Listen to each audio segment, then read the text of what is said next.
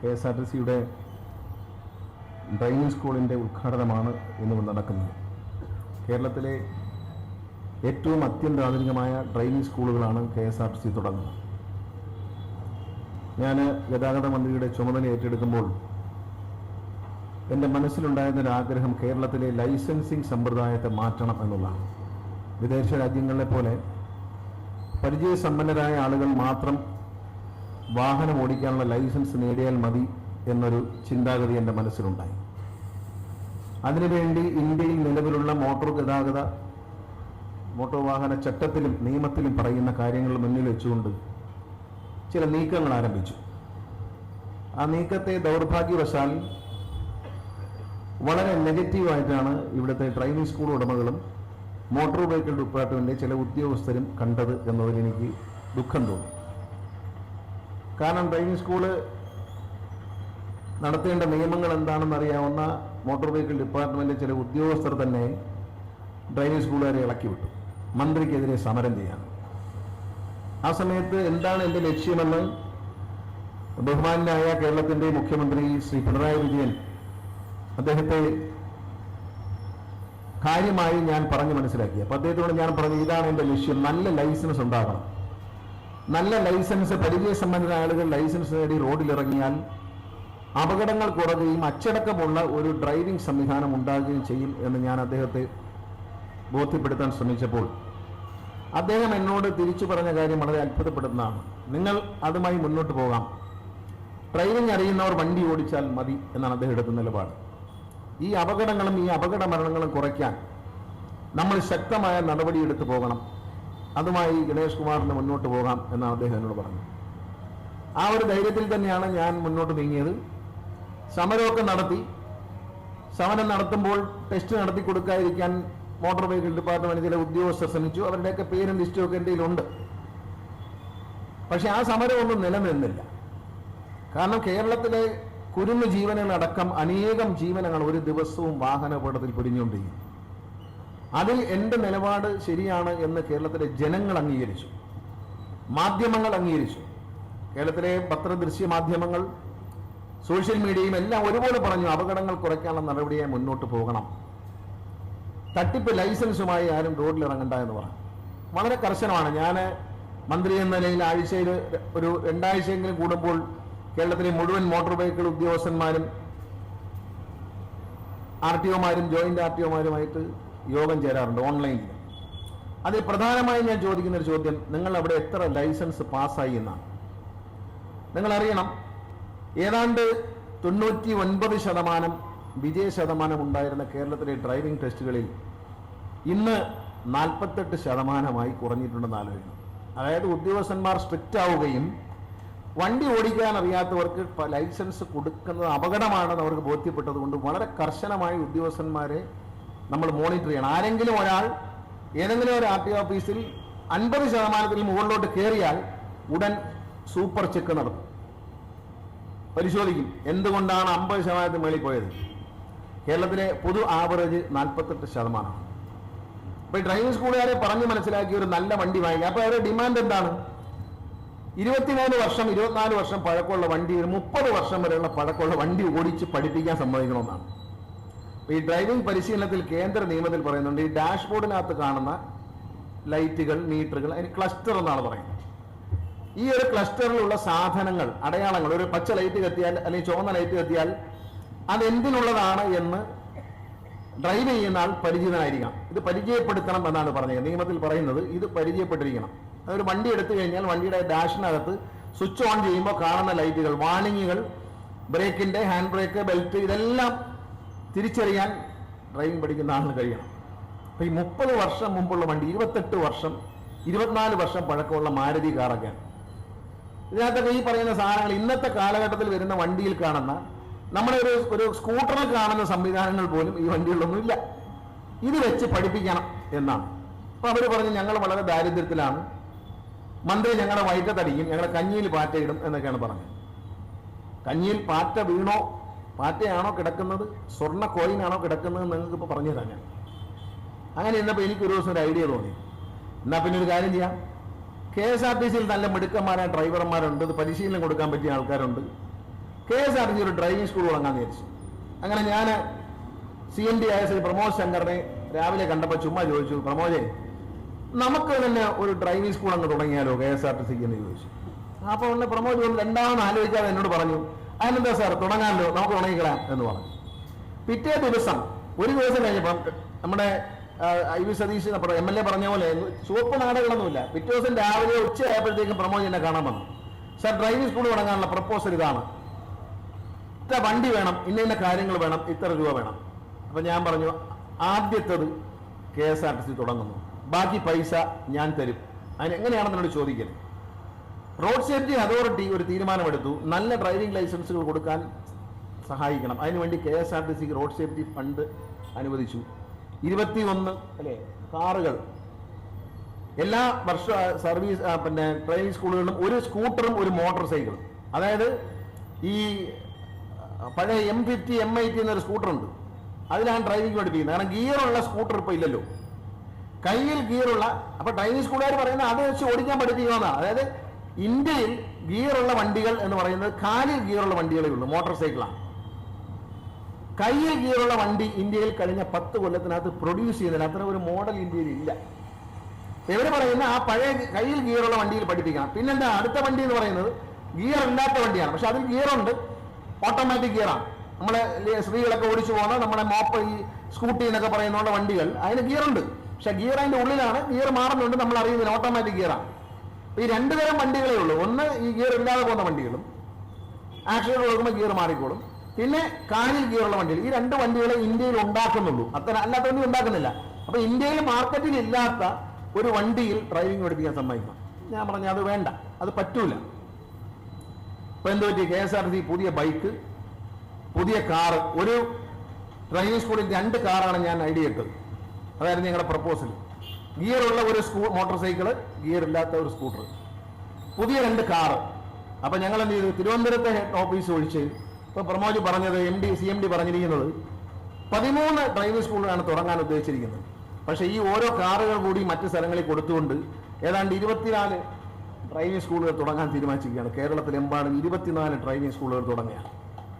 13 എണ്ണം തുടങ്ങാൻ തീരുമാനിച്ചതെന്നാണ്. ഇത് 12 എണ്ണമായിരുന്നു. അതിൽ 13 സതീശനെ കണ്ടപ്പോൾ ഉണ്ടായ ഒരു ആഗ്രഹം കൊണ്ട് വന്നുവരാണ്. സതീശനായിട്ട് സംസാരിച്ചപ്പോൾ സത്യത്തിൽ കാട്ടാക്കട ഈ ഡ്രൈവിംഗിന്റെ ലിസ്റ്റിൽ ഉണ്ടായിരുന്നില്ല. അപ്പോൾ ഈ പൂജപ്പുര രാധാകൃഷ്ണൻ ഇവിടുത്തെ എൻ്റെ പാർട്ടി ജില്ലാ പ്രസിഡന്റ് ഇടയ്ക്കിടെ കാട്ടാക്കടയോടൊരു ദൗർബല്യമുണ്ട്. അദ്ദേഹം KSRTC ജീവനക്കാരനായിരുന്നു. അപ്പോൾ എന്നോട് ഒന്ന് പറഞ്ഞു, അവിടെ എന്തെങ്കിലും ഒരുപാട് സ്ഥലം ഒഴിഞ്ഞു കിടക്കണം ഇങ്ങനെ എന്നും പറയും. അപ്പോൾ ഞാൻ പറഞ്ഞു, എന്നാ ഒരു കല്യാണ മണ്ഡപം പണിഞ്ഞ് പറഞ്ഞാലോ എന്ന്. അപ്പം ഞാൻ പതുക്കെ MLA വിളിച്ചു.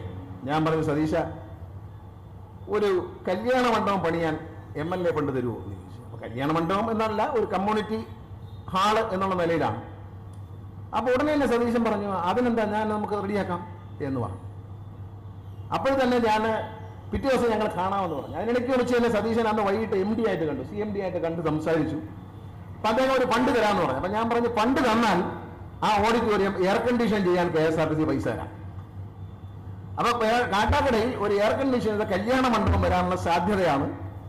അതിൻ്റെ ഇപ്പുറത്ത് ഒരു എയർ കണ്ടീഷൻ ചെയ്ത സദ്യാലയം KSRTC ചെലവിൽ ഞാൻ ചെയ്തു തരാം എന്ന് പറഞ്ഞു. അതും ഞാൻ പറഞ്ഞു. അങ്ങനെ സതീശയോട് സംസാരിച്ചുകൊണ്ട് ഞാൻ പറഞ്ഞു, സതീശ എന്നാ ഒരു ഡ്രൈവിംഗ് സ്കൂൾ തരട്ടെ എന്ന് ചോദിച്ചു. അപ്പോൾ CMD ഉണ്ട്, ഞങ്ങൾ 3 പേരും ഉണ്ട്, പൂജപ്പുര രാധാകൃഷ്ണനും ഉണ്ട്. ഞാൻ പറഞ്ഞു, ഡ്രൈവിംഗ് സ്കൂളോ? അപ്പോൾ സതീശൻ പിന്നെ എന്തും വേണ്ടെന്ന് പറയില്ല, കാട്ടാക്കടയ്ക്ക് എന്ന് പറഞ്ഞാൽ ഉടനെ പറഞ്ഞു, ഞാൻ പറഞ്ഞു, ഒരു പ്രമോദേ, വന്ന വണ്ടികളിൽ നിന്ന് ഈ ദശരഥൻ ഭാര്യമാർക്ക് പായസം പകുത്തു കൊടുത്തതുപോലെ ഓരോ വണ്ടി എടുത്ത് കാട്ടാക്കടയിലും കൂടെ അങ്ങ് തുടങ്ങിയേക്കൂ എന്ന് പറഞ്ഞു. അങ്ങനെയാണ് കാട്ടാക്കട ഡ്രൈവിംഗ് സ്കൂൾ ഉണ്ടായത്. ആദ്യത്തെ ലിസ്റ്റിൽ കാട്ടാക്കട ഉണ്ടായിരുന്നില്ല. പക്ഷേ MLA കല്യാണ മണ്ഡപത്തിന് സ്ഥലം പൈസ തരാം എന്നൊക്കെ പറഞ്ഞ് ചർച്ച ചെയ്തുകൊണ്ടിരിക്കുമ്പോഴാണ് ഞാൻ പെട്ടെന്ന് തന്നെ ഈ ഐഡിയ പറയുകയും പിന്നീട് അതിനു വേണ്ടിയിട്ടുള്ള ഒരു നീക്കം കാര്യമായി നടത്തുകയും ഈ ബസ് സ്റ്റേഷനിൽ മനോഹരമായ ഓഫീസും ക്ലാസ് മുറിയും മറ്റെല്ലാ സൗകര്യവും കൊടുക്കാൻ MLA മുൻകൈ എടുത്തു. അദ്ദേഹത്തോടെ നന്ദി പറയുകയാണ്. അങ്ങനെയാണ് ഈ ഡ്രൈവിംഗ് സ്കൂൾ ഇവിടെ വന്നത്. അതിൻ്റെ ഒരു ഫുൾ ക്രെഡിറ്റ് MLAക്കും അത് കഴിഞ്ഞാൽ പൂജപ്പുര രാധാകൃഷ്ണനുമാണ്. ഈ 2 പേരാണ് ഇക്കാര്യത്തിൽ വളരെ ഉത്സാഹിച്ചത്. ഈ പറഞ്ഞ ഓഡിറ്റോറിയം അദ്ദേഹം ഓഫർ ചെയ്തിട്ടുണ്ട്. ഓഡിറ്റോറിയം പണിയാനുള്ള നടപടി അദ്ദേഹം പറഞ്ഞ് ബഡ്ജറ്റിൽ എന്തോ ഒരു കാര്യം ചോദിച്ചിട്ടുണ്ട്, അത് കിട്ടി. അത് കിട്ടിയത് കൊണ്ട് നമുക്ക് കൂടുതൽ പൈസ തരാമെന്ന് പറഞ്ഞിട്ടുണ്ട്.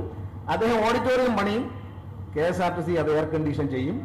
അതിനടുത്തായിട്ട് ഒരു സദ്യാലയം പോലെ ഒരു സാധനം KSRTC പണി, അതും എയർ കണ്ടീഷൻ ചെയ്യും. അങ്ങനെ കാട്ടാക്കടയിൽ ഒരു നല്ല ഓഡിറ്റോറിയം, ഒരു കമ്മ്യൂണിറ്റി ഹാളില്ല, ഒരു കൺവെൻഷൻ സെന്റർ ഇല്ല എന്നുള്ള പരാതി MLA-യുമായി ചേർന്ന് KSRTC പരിഹരിക്കും. പിന്നെ ഇക്കാര്യത്തിൽ അദ്ദേഹത്തിന്റെ ഫണ്ട് തരാനുള്ള സമയം മാത്രമേ ഉള്ളൂ. ഞങ്ങളെ സംബന്ധിച്ച് ഒരു കാര്യത്തിലും ചുവപ്പ് നാടയില്ല, ചേട്ടപ്പടയേന്ന് കാര്യം നടക്കും. അത് MLA പറഞ്ഞ കറക്റ്റാണ്. KSRTC സംബന്ധിച്ച് ഒരു ചുവപ്പ് നാടയുമില്ല. KSRTC ജീവനക്കാർ മനസ്സിലാക്കണം. ഒരു കാര്യം പറഞ്ഞാൽ ഈ ഡ്രൈവിംഗ് സ്കൂളിൽ നിന്ന് മാറിയിട്ട് നിങ്ങൾക്ക് ഇൻട്രസ്റ്റ് ഉള്ള കാര്യത്തിലോട്ട് വരാം. KSRTCയുടെ ഡ്രൈവിംഗ് സ്കൂളുകൾ 2024 26 തീയതി ജൂൺ മാസം 26 തീയതി ബഹുമാനപ്പെട്ട മുഖ്യമന്ത്രി കേരളത്തിലെ എല്ലാ ഡ്രൈവിംഗ് സ്കൂളുകളുടെയും തുടക്കം കുറിച്ചുകൊണ്ട് തിരുവനന്തപുരത്തെ ഡ്രൈവിംഗ് സ്കൂൾ ആദ്യമായിട്ട് അദ്ദേഹം ഉദ്ഘാടനം ചെയ്തു. അതിനുശേഷം ഇന്ന് വരെ 266 സ്റ്റുഡൻസ് പഠിച്ചു. അതിൽ 221 പേര് 223 പേര് പാസ് ഔട്ട് ചെയ്തിട്ടുണ്ട്. അതായത് കേരളത്തിലെ ഡ്രൈവിംഗ് സ്കൂളിന്റെ വിജയ ശതമാനം 48 ആകുമ്പോൾ KSRTC ഡ്രൈവിംഗ് സ്കൂളിൽ പഠിച്ച കുട്ടികൾ വിജയിക്കുന്നത് 84%. KSRTC ഡ്രൈവിംഗ് സ്കൂളിൽ പഠിച്ച കുട്ടികൾ ഡ്രൈവിംഗ് ലൈസൻസ് എടുത്തിരിക്കുന്നത് 84%. അപ്പോൾ വലിയ നേട്ടമാണ്. 84% കുട്ടികളെ വിജയിപ്പിക്കാൻ. ശരാശരി കേരളത്തിലെ ആവറേജ് 48 ആയിരിക്കെ KSRTC ഡ്രൈവിംഗ് സ്കൂളിൽ മാത്രം 84% വിജയം കൈവരിക്കാൻ കഴിഞ്ഞിട്ടുണ്ട്. ഇനി ഞാൻ പറഞ്ഞല്ലോ, കഞ്ഞിയിൽ കിടക്കുന്നത് പാറ്റയാണോ സ്വർണമാണോ എന്ന് ഞാനിപ്പോൾ പറയാം. ഞങ്ങളെ റേറ്റ് വളരെ കുറവാണ്. KSRTCയുടെ ഡ്രൈവിംഗ് പരിശീലനത്തിൽ പുരുഷന്മാർക്കും സ്ത്രീകൾക്കും ഒരേ റേറ്റാണ്. സാധാരണ ഡ്രൈവിംഗ് സ്കൂളുകളിൽ സ്ത്രീകളുടെ കയ്യിൽ കൂടുതൽ പൈസ വാങ്ങിക്കും. അതെന്തെന്ന് എനിക്ക് മനസ്സിലായില്ല. സ്ത്രീകൾക്ക് എന്താണ് കുറവെന്ന് എനിക്ക് മനസ്സിലായില്ല. അവരുടെ കൂടുതൽ അവരെ പരിശീലിപ്പിക്കാൻ പാടാവൂലും, അതുകൊണ്ട് കൂടുതൽ പൈസ വാങ്ങിക്കും. പക്ഷെ നമ്മൾ കൂടുതൽ പൈസ വാങ്ങിക്കുന്നില്ല. SC/ST വിഭാഗത്തിൽപ്പെട്ടവർക്ക് നല്ല കൺസെഷൻ നമ്മൾ കൊടുക്കും. 2000 രൂപ വരെ മറ്റുള്ളവരെ കുറവാണ് SC/ST സ്റ്റുഡൻസിന്. എന്നിട്ടും KSRTCയുടെ വരുമാനം ഈ 6-ാം മാസത്തിനും ഈ ജനുവരി മാസത്തിനുള്ള കണക്ക് ഫെബ്രുവരിയിലേക്ക് കയറുന്നില്ല, മാർച്ചിലേക്കും കയറുന്നില്ല. KSRTCയുടെ ധനകാര്യ വിഭാഗം ഓഡിറ്റ് ചെയ്തിരിക്കുന്ന റിപ്പോർട്ട് അനുസരിച്ച് KSRTC ഇന്ന് വരെയുള്ള ഡ്രൈവിംഗ് സ്കൂളിൽ നിന്നുള്ള ലാഭം 31,64,000 രൂപയാണ് എന്ന് ഓർക്കണം. അപ്പൊ കഞ്ഞിയിൽ കിടക്കുന്നത് പാറ്റയാണോ സ്വർണമാണോ? ഏതാ പുതിയ വണ്ടി, KSRTCയിലെ ഉദ്യോഗസ്ഥരുടെ ശമ്പളം, പുതിയ മോട്ടോർ സൈക്കിള്, 6 ലക്ഷത്തിലധികം വിലയുള്ള സിമുലേറ്റർ അടക്കമുള്ള സംവിധാനങ്ങളോട് തുടങ്ങിയ ആധുനിക KSRTCയുടെ ഡ്രൈവിംഗ് സ്കൂളിന് 6 മാസം ഏതാണ്ട് 6 മാസം കൊണ്ട് ലാഭം 31 ലക്ഷം രൂപയാണെങ്കിൽ ഈ നാട്ടിലെ ചക്കട പൊക്കട വണ്ടിയും കൊണ്ടുവന്ന് ഡ്രൈവിംഗ് സ്കൂൾ നടക്കുന്നവരുടെ ലാഭം എത്രയാണ് എന്ന് നിങ്ങൾ പരിശോധിച്ചാൽ മതി. വളരെ നഷ്ടത്തിലാണ്, വളരെ ബുദ്ധിമുട്ടിലാണ്. എപ്പോഴോ ആരോ വാങ്ങിച്ചൊരു വണ്ടി, ഒരു ചക്കട വണ്ടി കൊണ്ടുവന്ന് എന്തെങ്കിലുമൊക്കെ ഡ്രൈവിംഗ് പഠിപ്പിച്ചു കൊടുത്ത് ജയിച്ചു എന്ന് വരുത്തി തീർക്കുന്ന ആ സംവിധാനത്തിന് എത്രമാത്രം ലാഭം ഉണ്ടായിരിക്കും. കാരണം നമ്മൾ വാങ്ങുന്നതിനേക്കാൾ കൂടുതൽ ഫീസ് അവർ വാങ്ങുന്നുണ്ട്. സ്ത്രീകളുടെ നിന്ന് കൂടുതൽ പൈസ വാങ്ങുന്നുണ്ട്. SC/ST വിഭാഗത്തിൽപ്പെട്ടവർക്ക് കുറവൊന്നും ചെയ്യുന്നില്ല. ഇതെല്ലാം ചെയ്തിട്ടും KSRTCക്ക് 31 ലക്ഷം രൂപയിലധികം ലാഭമുണ്ട് എന്ന് പറയുമ്പോൾ നമ്മൾ വിചാരിച്ചാൽ വേണമെങ്കിൽ ചക്ക വേരിലും കായ്ക്കും എന്ന് നിങ്ങൾ മനസ്സിലാക്കിയാൽ മതി. KSRTCയുടെ നഷ്ടം വൻതോതിൽ കുറച്ചു കൊണ്ടുവരാൻ ജീവനക്കാരുടെ പരിശ്രമം കൊണ്ട് കഴിഞ്ഞിട്ടുണ്ട്. വളരെ ഉത്തരവാദിത്തോടെ ജോലി ചെയ്യുന്നവരാണ് കൂടുതൽ. ഉത്തരവാദിത്വം ഇല്ലാത്തവരും ഉണ്ട്, ഇല്ലെന്നൊന്നും പറയുന്നില്ല. ഒരു 5% കുഴപ്പക്കാർ KSRTCയിലുണ്ട്. അവരാണ് ഈ യാത്രക്കാരോട് മര്യാദകളായിട്ട് പെരുമാറുക. വണ്ടി കൊണ്ടിടിച്ച് ആരെങ്കിലും കൊന്നാലും കുഴപ്പമില്ലെന്ന് വിചാരിക്കുക. വർക്ക്ഷോപ്പിൽ കിടക്കുന്ന വണ്ടി പണി തീർത്ത് കൊടുക്കാതിരിക്കുക. എല്ലാ രംഗത്തും ഉണ്ട് കേട്ടോ. ഇതെല്ലാം ടിക്കറ്റ് കൊടുത്താൽ പൈസ വാങ്ങിയാൽ ടിക്കറ്റ് കൊടുക്കാതിരിക്കുക. ഇങ്ങനെയുള്ള പരിപാടികളുള്ള ആളുകളുണ്ട് ഒരു 5%. ബാക്കിയുള്ള ആളുകളുടെ ആത്മാർത്ഥമായ പ്രവർത്തനം ഫലം കണ്ടു. ഞാൻ ഇന്നലെ ഒരു കണക്ക് നോക്കുമ്പോൾ എനിക്ക് കാണാൻ കഴിഞ്ഞത് KSRTCയുടെ 73 ഡിപ്പോകളിൽ 11 മാത്രമാണ് ഇന്നലെ നഷ്ടത്തിൽ ഓടിക്കൊണ്ടിരിക്കുന്നത്. നേരിയ നഷ്ടത്തിൽ പോകുന്നത് 11 ആലോചിക്കണം. ബാക്കി എല്ലാ യൂണിറ്റുകളും നിത്യം ഉള്ള ചെലവും വരവും തമ്മിലുള്ള കണക്ക് നോക്കിയാൽ പ്രവർത്തന ലാഭം നേടിയിട്ടുണ്ട് എന്നുള്ളതാണ്. അതിന്റെ അർത്ഥം KSRTC ലാഭത്തിലായി എന്നും കഴിഞ്ഞ അനേക വർഷങ്ങൾ കൊണ്ട് 30-35 വർഷം കൊണ്ട് KSRTCയിൽ കുമിഞ്ഞുകൂടിയ കോടിക്കണക്കിന് രൂപയുടെ കടം കവച്ചു വെച്ചു എന്നും അർത്ഥമില്ല. KSRTC ഇപ്പോഴും സാമ്പത്തിക പ്രതിസന്ധി തന്നെയാണ്. പക്ഷെ 2001 മന്ത്രിയായപ്പോൾ ഞാനൊരു ആഗ്രഹം ഉണ്ടായിരുന്നു എനിക്ക്. കാരണം ഞാൻ നോക്കിയപ്പോൾ ഇതൊരു അതിപുരാതന സംവിധാനത്തിലാണ് ഇത് ഓടുന്നത്. വണ്ടി വരുമ്പോൾ കുറിച്ചു വയ്ക്കുക, വണ്ടി പോകാൻ വിളിച്ചു പറയുക, കൈയുണ്ടാങ്ങി കാണിക്കുക, വണ്ടി എടുക്കുക, ഇതൊക്കെ അങ്ങ് നിർത്താൻ പോവുകയാണ്. ആദ്യമായി ഒരു ടിക്കറ്റ് മെഷീൻ പരീക്ഷിച്ച ആളെ ഞാനാണ് 2001. ഇന്ത്യയിൽ ആദ്യമായി ഒരു ട്രാൻസ്പോർട്ട് കോർപ്പറേഷൻ കയ്യിൽ കൊണ്ടു നടക്കുന്ന ടിക്കറ്റ് മെഷീൻ പരിശോധിച്ചത് 2001 2002 ഞാൻ മന്ത്രിയായിരിക്കുമ്പോഴാണ്. അതിനുശേഷമാണ് ഈ ടിക്കറ്റ് മെഷീൻ വന്നത്. ആ ടിക്കറ്റ് മെഷീനെല്ലാം മാറുകയാണ്.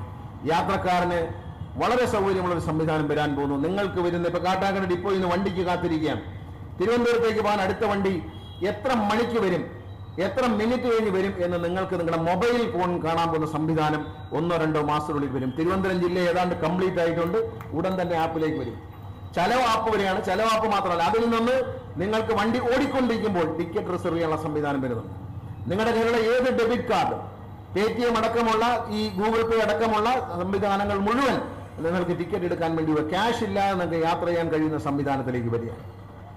ആധുനിക അന്ന് ഞാൻ 2001 ഞാൻ മനസ്സിലാക്കി ഇതൊരു ഒരു പഴഞ്ചൻ സംവിധാനത്തിലാണ് ഓടുന്നത്. ഇതിനെ പുതുക്കി മാറ്റി കമ്പ്യൂട്ടറിലൂടെ കൊണ്ടുവന്ന് ആർക്കും മാറ്റാത്ത ഒരു കുരുക്കിൽ ഇതിനെ സെറ്റ് ചെയ്യണം. എന്താണെന്നറിയാമോ? ഒരിക്കലും മാറി വരുന്ന ഒരു മന്ത്രിക്കോ, മാറി വരുന്ന ഒരു ഗവൺമെന്റിനോ, മാറി വരുന്ന ഒരു CMDക്കോ ആർക്കും തന്നെ മാറ്റാൻ പറ്റാത്തതിനെ ഇതിനെ ഒരു സുതാര്യമായ ഒരു സംവിധാനത്തിൽ, ഒരു കമ്പ്യൂട്ടറൈസ് സംവിധാനത്തിൽ കൊണ്ടുവരാൻ 2001 ഞാൻ ആഗ്രഹിച്ചു.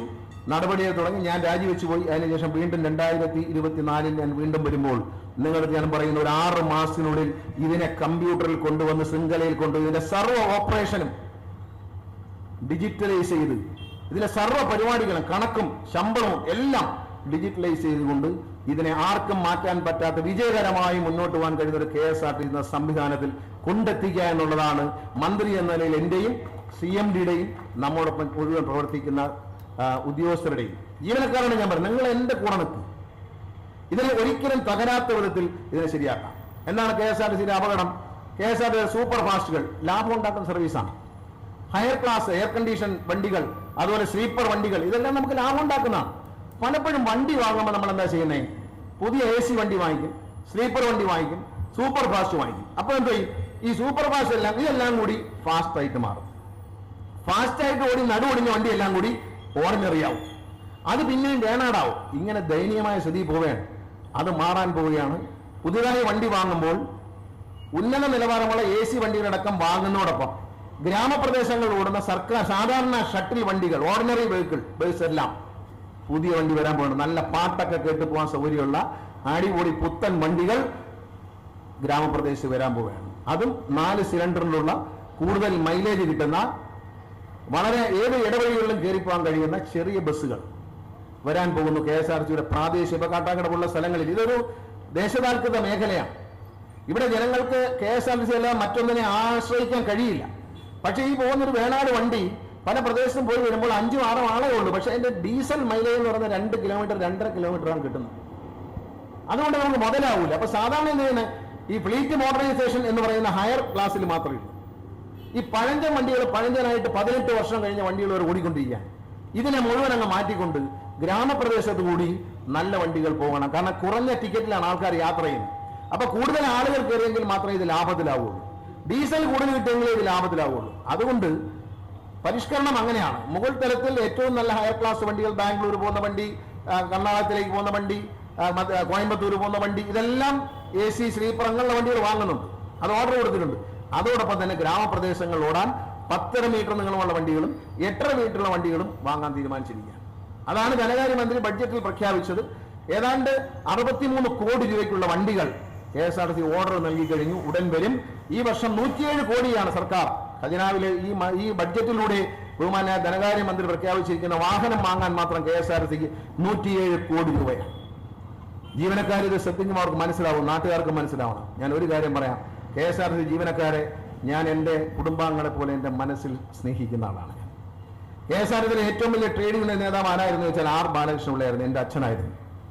കേരളത്തിലെ ഡ്രൈവർമാരുടെ മുഴുവൻ സംഘടനയായ KSRTCയിലെ അന്നത്തെ കാലത്തെ ഡ്രൈവേഴ്സ് യൂണിയൻ, ഇപ്പോഴത്തെ ഡ്രൈവേഴ്സ് യൂണിയൻ അല്ല, അന്നത്തെ ഡ്രൈവേഴ്സ് യൂണിയൻ എന്ന് പറഞ്ഞാൽ മുഴുവൻ ഡ്രൈവർമാരും R ബാലകൃഷ്ണനുള്ള പ്രസിഡന്റായ KSRTC ഡ്രൈവിംഗ് സ്കൂൾ ഡ്രൈവേഴ്സ് യൂണിയന്റെ അംഗങ്ങളായിരുന്നു. നാളെ ഞങ്ങൾ വണ്ടി ഓടിക്കില്ല എന്ന് അവർ പ്രഖ്യാപിച്ചാൽ പിറ്റേ ദിവസം കേരളത്തിൽ ഒരു വണ്ടി ഓടൂലായിരുന്നു. കാരണം അത്രത്തോളം ശക്തമായ സംഘടനയായിരുന്നു ഡ്രൈവേഴ്സ് യൂണിയൻ. അത് പിന്നെ ചിന്ന ഭിന്നായിട്ടൊക്കെ പോയി. പക്ഷെ ആ സ്നേഹം എനിക്ക് നിങ്ങളോടുണ്ട്. ജീവനക്കാരോട് എനിക്ക് സ്നേഹമുണ്ട്. ഞാൻ ഉറപ്പിച്ചു പറയാം, നിങ്ങളുടെ ഏറ്റവും വലിയ പ്രശ്നങ്ങൾക്ക് പരിഹാരം കാണാൻ ഈ സർക്കാരിന് കഴിയും. അതിനുവേണ്ടി ആത്മാർത്ഥ നിങ്ങൾ ഒരൊറ്റക്കെട്ടായിട്ട് നിങ്ങൾ കൂടെ നിൽക്കും. രാഷ്ട്രീയമൊക്കെ എല്ലാവർക്കും ഉണ്ട്, യൂണിയൻ ഉണ്ടൊക്കെ ഉണ്ട്. അതെല്ലാം മറന്നുകൊണ്ട് ഇതിനെ രക്ഷപ്പെടുത്തുക എന്ന ലക്ഷ്യത്തോടെ നിങ്ങൾക്കും നിലനിൽക്കണം, രക്ഷപ്പെടണം എന്നുള്ള ലക്ഷ്യത്തോടെ കൂടെ കൂടിക്കൂടുക. ആദ്യമായി പറയും, ഇവിടെ ഡോക്ടറെ കൊണ്ടുപോയി ഡോക്ടറെ നിയമിച്ചു. ഡോക്ടർ എന്താ ഇപ്പൊ ചെയ്യുന്നത്? എല്ലാ ആഴ്ചയിൽ 4 ദിവസം അല്ലെ, 4 ദിവസം രാവിലെ 10 മണി മുതൽ ഡോക്ടറെ നിങ്ങൾക്ക് ഓൺലൈനിൽ കിട്ടും. കാരണം എന്താണെന്നറിയാമോ? കഴിഞ്ഞ വർഷം ഡ്യൂട്ടിയിൽ മരണപ്പെട്ടിരിക്കുന്നത് 63 പേരാണ്. അതിൽ ഭൂരിപക്ഷം ആളുകളും മരണപ്പെട്ടിരിക്കുന്നത് ഹൃദയാഘാതം മൂലമാണ്. രണ്ടാമത് അലട്ടുന്ന പ്രശ്നം മാനസിക പ്രശ്നങ്ങളാണ്, ആത്മഹത്യയാണ്. അത് കഴിഞ്ഞ് ക്യാൻസർ ഉള്ളൂ. ആലോചിക്കണം എന്താണ് അപകടം. 63 പേര് മരിച്ചതിൽ ഭൂരിപക്ഷവും പകുതിയിലധികം ഹാർട്ട് അറ്റാക്കാണ്, ബാക്കി ആത്മഹത്യയാണ്, പിന്നെ ക്യാൻസർ, ഇങ്ങനെ മറ്റു രോഗങ്ങൾ. ക്യാൻസറിനേക്കാളും കൂടുതലാണ് ആത്മഹത്യ. നിങ്ങൾ ആലോചിക്കണം. അപ്പം മാനസികമായ നിങ്ങളുടെ വിഷമങ്ങൾ, ആരോഗ്യപരമായ നിങ്ങളുടെ സംശയങ്ങൾ, ഇതെല്ലാം KSRTC ഡോക്ടറുമായി നിങ്ങൾക്ക് സംസാരിച്ച് റെഡിയാക്കാവുന്നേ ഉള്ളൂ. എന്തെങ്കിലും സീരിയസ് ആയിട്ടുള്ള നിങ്ങൾക്ക് അസുഖം കൊണ്ടെന്ന് ഡോക്ടർ തോന്നിയാൽ നിങ്ങളെ ചികിത്സയ്ക്ക് വേണ്ടി മറ്റു സ്ഥലങ്ങളിലേക്ക് അയക്കാനുള്ള നിർദ്ദേശം തരികയും സഹായിക്കുകയും ചെയ്യും. പിന്നെ അടുത്ത കാര്യം എന്ന് പറയുന്നത്, രാജീവ് ഗാന്ധി ബയോടെക്നോളജിയുമായി ചേർന്നുകൊണ്ട് KSRTC ജീവനക്കാർക്ക് വേണ്ടി തിരുവനന്തപുരത്ത്, ജീവനക്കാർക്ക് മാത്രമല്ല, തിരുവനന്തപുരത്ത് നമ്മുടെ സ്ഥലത്ത് ഒരു ലാബ് തുടങ്ങിയാണ്, ആധുനിക സൗകര്യങ്ങളുള്ള ലാബ് തുടങ്ങിയാണ്. ആ ലാബിൽ KSRTC ജീവനക്കാർക്ക് കാര്യമായ കൺസെഷനുള്ള, നിങ്ങളുടെ ഓരോ പരിശോധനയ്ക്കും കാര്യമായ കൺസെഷൻ ഉണ്ടാവും. ക്യാൻസർ അടക്കമുള്ള രോഗങ്ങളിൽ നമ്മളിനി പരിശോധന ശക്തമാക്കുകയാണ്, പ്രത്യേകിച്ച് സ്ത്രീകളിലും പുരുഷന്മാരിലും. സിഗരറ്റ് വലി, വായില് മറ്റ് മുറുക്ക്, മറ്റ് ക്യാൻസറുകൾ സ്ത്രീകളുടെയും പുരുഷന്മാരുടെയും KSRTC ജീവനക്കാർക്ക് വേണ്ടി ഓരോ സ്ഥലത്തുനിന്നും ക്യാൻസർ ഡിറ്റക്ഷൻ ക്യാമ്പുകൾ നടത്തിക്കൊണ്ട് അവർക്ക് തുടർ ചികിത്സയ്ക്കുള്ള സംവിധാനം ചെയ്യും. KSRTC ജീവനക്കാരെ ആരോഗ്യവകുപ്പിന്റെ പദ്ധതി ഏതാ? നമ്മുടെ ആരോഗ്യവകുപ്പിന്റെ കാരുണ്യ ആരോഗ്യ പദ്ധതിയിൽ KSRTC ജീവനക്കാരെ ഉൾപ്പെടുത്താനുള്ള നടപടി ആരംഭിച്ചിട്ടുണ്ട്. ആരോഗ്യവകുപ്പിൽ നിന്ന് ഉത്തരവ് കിട്ടിയാലുടൻ മുഴുവൻ KSRTC ജീവനക്കാരും കാരുണ്യ ആരോഗ്യ പദ്ധതിയുടെ ഭാഗമായി മാറും. പിന്നെ ശമ്പളം കിട്ടാത്തതിന്റെ പേരിലോ, ഒന്നാം തീയതി ശമ്പളം കിട്ടാത്തതിന്റെ പേരിലോ ഇനി ആത്മഹത്യ ചെയ്യേണ്ട, ഹൃദയസ്തംഭനവും വേണ്ട. ഏത് നിമിഷവും നിങ്ങളുടെ ശമ്പളം വന്നു തുടങ്ങും. അതിനുവേണ്ടി ബഹുമാനപ്പെട്ട മുഖ്യമന്ത്രി, ഞാൻ മന്ത്രിയായി വന്നപ്പോൾ തന്നെ അദ്ദേഹം പറഞ്ഞു, ഗണേഷ് കുമാർ, നമുക്ക് 1-ാം തീയതി ഒരുമിച്ച് ശമ്പളം കൊടുക്കണം, അതിനുള്ള എന്തെങ്കിലും പരിപാടി ഒപ്പിക്കാൻ പറഞ്ഞു. അതിനുള്ള എല്ലാ പരിപാടിയും ഒപ്പിച്ചു, എല്ലാം റെഡി ആയിട്ടുണ്ട്. ഞാൻ നിയമസഭ നടക്കുന്നത് കൊണ്ടാണ് ഇവിടെ വെച്ച് പ്രഖ്യാപിക്കാത്തത്. ഏത് നിമിഷവും നിങ്ങളുടെ ശമ്പളം 1-ആയി വരും. ഇനി വരും മാസങ്ങളിൽ 1-ാം തീയതി വരും. അതിനുള്ള എല്ലാ നടപടികളും ഞാനും CMDയും ഇന്ന് ഇരുന്നിട്ട് അവരെല്ലാം, ഞാനിവിടെ വന്നപ്പോഴും എല്ലാ ജോലിയും ചെയ്തിട്ടാണ് വന്നിരിക്കുന്നത്. അതിപ്പം ഞാൻ നിയമസഭ നടക്കുമ്പോൾ ഒരു മന്ത്രി സഭയ്ക്ക് പുറകിൽ ഒരു കാര്യവും പ്രഖ്യാപിക്കാൻ പാടില്ല. ബഹുമാനപ്പെട്ട സ്പീക്കർ അനുമതി വാങ്ങിയതിന് ശേഷം പ്രഖ്യാപിക്കും. ഏതായാലും റെഡി ആയിക്കോ, കുഴപ്പമില്ല, ആശങ്കപ്പെടേണ്ട. വെറുതെ ഗണേഷ് കുമാർ കാര്യം പറയില്ല. ഞാനൊരു കാര്യം പറഞ്ഞാൽ നടക്കുന്ന കാര്യം പറയൂ, പറഞ്ഞാൽ നടത്തും, നടക്കാത്ത കാര്യം പറയത്തില്ല. എന്നോട് വന്ന് ചോദിച്ചാലും അയ്യോ നടക്കുകയില്ല എന്ന് മുഖത്ത് നോക്കി പറയും. അപ്പോൾ എന്നോട് ചെറിയൊരു പിണക്കം തോന്നുന്നേ ഉള്ളൂ, വേറെ കുഴപ്പമില്ല. പക്ഷെ എവിടെ ചെന്നാലും പിന്നെ നടക്കത്തില്ല. നടക്കുന്ന കാര്യമാണെങ്കിൽ ആ നിമിഷം നമ്മൾ ചെയ്യും. അതാണല്ലോ സതീശൻ ഒരു കല്യാണ മണ്ഡപത്തെ കമ്മ്യൂണിറ്റി ഹാളിനെ പറ്റി ചർച്ച ചെയ്യാൻ ഫോണിൽ വിളിച്ചപ്പോൾ ചേട്ടാ ഞാനങ്ങ് പോരാന്ന് പറഞ്ഞു. അങ്ങനെ വന്ന സതീശനായിട്ട് എനിക്കുള്ള പരിചയം, സതീശൻ MLA ആവുന്നതിന് മുമ്പാണ്. എൻ്റെ അനിയനാണ്. കാരണം എൻ്റെ മകൻ, ഇളയ മകൻ്റെ കൂടെ ആണ് സതീശൻ്റെ മോള് പഠിച്ചത്. രണ്ടും ഒരേ സ്കൂളിൽ ഒരേ ക്ലാസ്സിൽ നേഴ്സറി പഠിക്കുക. അപ്പം ഞാൻ അന്ന് UDF-ലാണ്. അപ്പം എൻ്റെ മോൻ പറയും, അച്ഛ എൻ്റെ പിന്നെ ഫ്രണ്ടുണ്ട്, ഫ്രണ്ടിന് അച്ഛൻ കമ്മ്യൂണിസ്റ്റാണ്, അച്ഛനെ ഇടിക്കും. ഞാൻ പറഞ്ഞ ഇടിക്കട്ടെ നോക്കല, ആരും സതീശ് എന്നെ ഇടിക്കുന്നത് അവൻ പറയുന്ന പിന്നെ അവൻ്റെ ഫ്രണ്ട് മോണ പേര്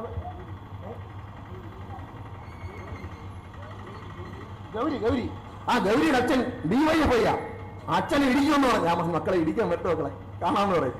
അവന്റെ കൊച്ചിലെ ഏറ്റവും വലിയ, അവന്റെ ഏറ്റവും ഫ്രണ്ട് എടുത്തടുത്ത് ഗൗരിയാണ്.